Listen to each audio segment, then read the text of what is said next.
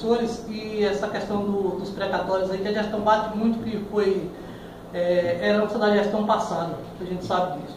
Mas assim, a gestão atual tem planos, gestões passadas, a gestão atual tem se planejado assim, pretende quitar essa dívida até o fim do mandato ou não?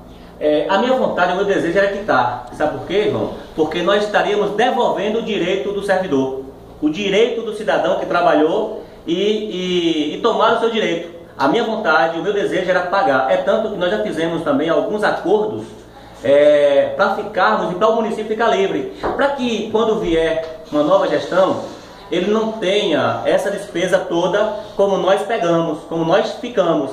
A minha vontade era de quitar. Não sei se vai ser possível. É tanto que nós fizemos um acordo com o Ministério do Trabalho e existe um percentual que é tirado, né, do município, que é já resgatado do município mensalmente, e esse percentual ele vai até o final do nosso mandato, ele está sendo retirado mensalmente dos cofres do município.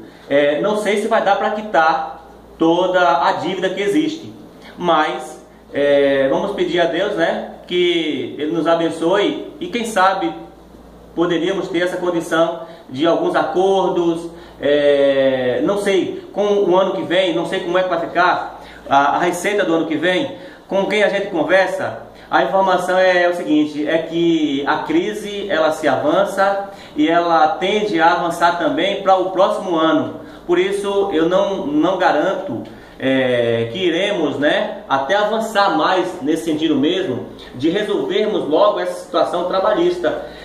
E me preocupa, João, você fez uma pergunta interessante, me preocupa até esse piso que nós estamos deixando também de cumprir agora, porque isso vai virar uma dívida, bem inferior àquela que nós estamos pagando, bem inferior, mas é uma dívida, e eu me preocupo com isso.